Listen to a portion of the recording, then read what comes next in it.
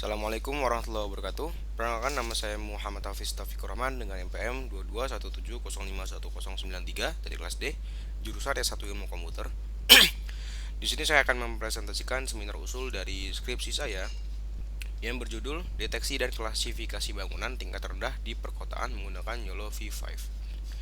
Baiklah, mungkin langsung saja kita ke bagian latar belakang.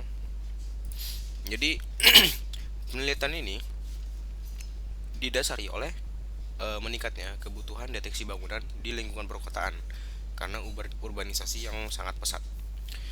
Jadi teknologi penginderaan jarak jauh yang sekarang seperti satelit dan drone ini mampu menghasilkan citra atau gambar dengan resolusi yang tinggi. Namun kita juga membutuhkan sistem otomatis yang cepat dan akurat untuk menganalisis data tersebut. Yang mana sekarang sudah ada YOLO V5 yang unggul dalam deteksi real time. Jadi YOLO V5 berguna untuk menganalisis data dari pengumpulan data-data citra dari deteksi bangunan di lingkungan perkotaan. Lalu selanjutnya ada rumusan masalah.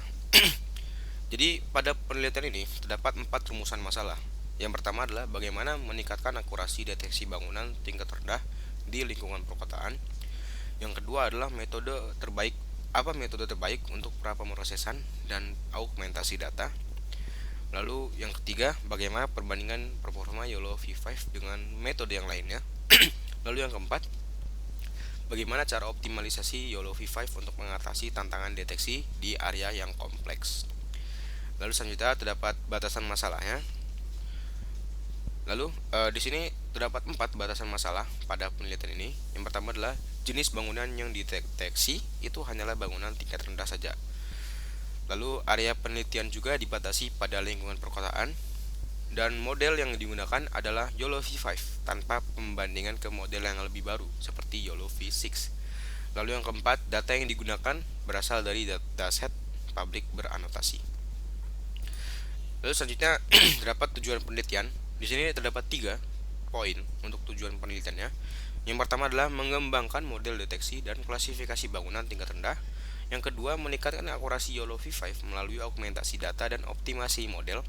Yang ketiga adalah membandingkan kinerja YOLO V5 dengan model deteksi objek lainnya selain model YOLO V5-nya. Lalu selanjutnya adalah manfaat penelitian. Di sini manfaat penelitiannya saya bagi menjadi 2, yaitu manfaat akademis dan manfaat praktis. Pada bagian akademisnya, penelitian ini bisa digunakan untuk memperkaya literatur tentang fisik komputer dan penginderaan jarak jauh. Lalu secara praktisnya, penelitian ini membantu perencanaan kota, pemerintah, dan pengembang dalam pemetaan dan pengelolaan infrastruktur kota. Lalu selanjutnya ada tinjauan pustaka. Di sini terdapat 10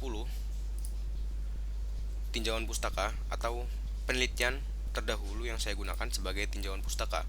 Misalnya yang pertama ini adalah Zhang et al. Tahun 2023, yang mana dia menggunakan algoritma BGCH dengan menggunakan informasi bayangan. Lalu didapatkan hasilnya dengan akurasi deteksinya 95%, presisi klasifikasi ketinggian lebih dari 90% di area Toronto dan Beijing. Jadi 10 penelitian yang terdahulu ini saya gunakan sebagai tinjauan pustaka untuk penelitian saya yang sekarang. Lalu selanjutnya adalah metode penelitiannya. Jadi metode penelitian ini pertama-tama saya mengumpulkan dataset citra dengan resolusi yang tinggi. Jadi mengumpulkan dataset tentang deteksi bangunannya. Lalu setelah dataset terkumpul, dilakukan pre-processing seperti resizing dan augmentasi data. Lalu setelah dilakukan pre-processing, barulah data-data tersebut dilatih dengan model YOLO V5. Lalu setelah dilatih, data-data tersebut yang sudah di training oleh YOLO V5 akan dievaluasi menggunakan metrik MAP dan confusion metric. Lalu di sini terdapat alur penelitiannya. Yang pertama adalah studi literatur. Ini studi literatur adalah mencari studi tentang deteksi bangunan. Lalu selanjutnya adalah pengumpulan dataset. Lalu selanjutnya adalah pre-processing dari dataset yang sudah dikumpulkan. Lalu setelah pre-processing, diproses datasetnya menggunakan YOLO V5. Lalu setelah di training, dilakukan pelatihan dan pengujian model dengan membagi dataset menjadi data train dan data test.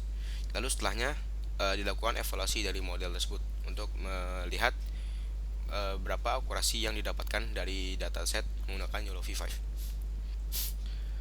Lalu selanjutnya adalah hasil yang diharapkan. Di sini akurasi deteksi bangunan ini diharapkan mendapat akurasi di atas 50%. Lalu model YOLO V5 ini diharapkan lebih efisien melalui argumentasi data, dan juga dataset itu dapat digunakan untuk penelitian lanjutan di bidang penginderaan jarak jauh lainnya.